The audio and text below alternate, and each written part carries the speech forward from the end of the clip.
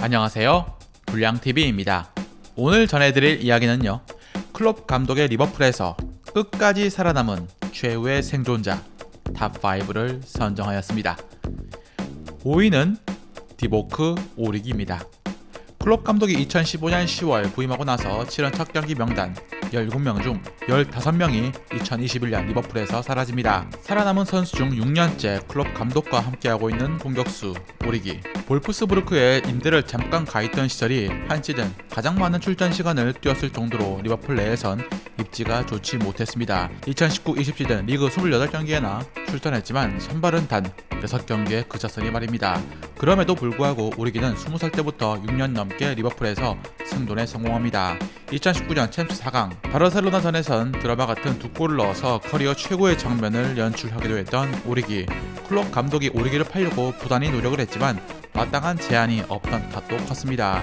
클롭도 대단하지만 오리기도 만만치 않은 선수인 듯합니다. 클롭 감독이 방출 시그널을 수도 없이 보냈지만 주전 욕심 없이 꿋꿋이 팀에서 버텨낸 걸 보면 인연이라고 봐도 좋지 않을까요?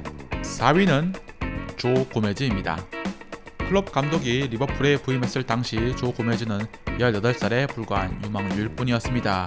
브랜든 로저스 감독은 경질되기 전 리그 초반 고메즈를 측면 수비수로 기용을 하곤 했는데 공교롭게도 클롭 감독 부임 후 십자인대 부상으로 1년 3개월을 재활에 매진해야 했습니다. 부상 복귀 후 클롭 감독은 본격적으로 고메즈를 오른쪽 수비수로 두면서 키워보려는 의지를 내비칩니다.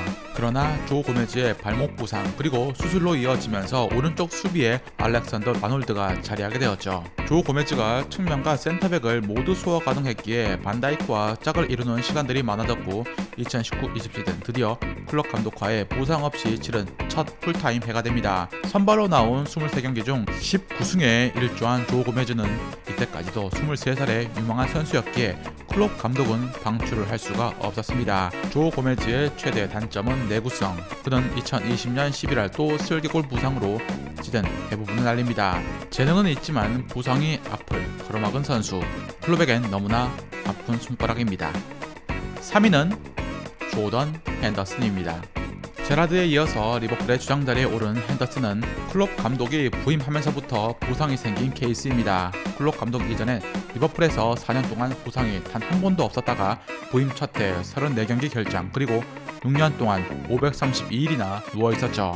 주로 하체에 부상을 안고 산 핸더슨은 클롭 감독의 총애를 듬뿍 받았던 선수였습니다. 리버풀 중원에서 단점을 전부 커버해주는 선수였기 때문입니다. 파비뉴가 수비력이나 패스에 비해서 커버 범위가 넓지 않고 느린 단점을 핸더슨이 다 메꾸어 주었고 바이날둠 밀러 조합에서 핸더슨이 전환 패스까지 담당해 주었습니다. 게다가 살라, 아놀드와의 호흡도 중원 자원 중 가장 으뜸이 핸더슨이었습니다. 활발한 수비 커버가 뛰어난 선수지만 핸더슨도 이제 30살을 넘겨 내구성은 점점 떨어져 가고 있습니다. 2위는 제임스 밀러입니다. 클롭 감독이 2015년 부임 당시 선발 명단에 이름을 올렸던 밀러. EPL 선수 중 가장 저평가되고 있다는 얘기를 들을 정도로 거의 모든 감독들이 선호하고 팀의 윤활유 같은 선수가 바로 제임스 밀러입니다.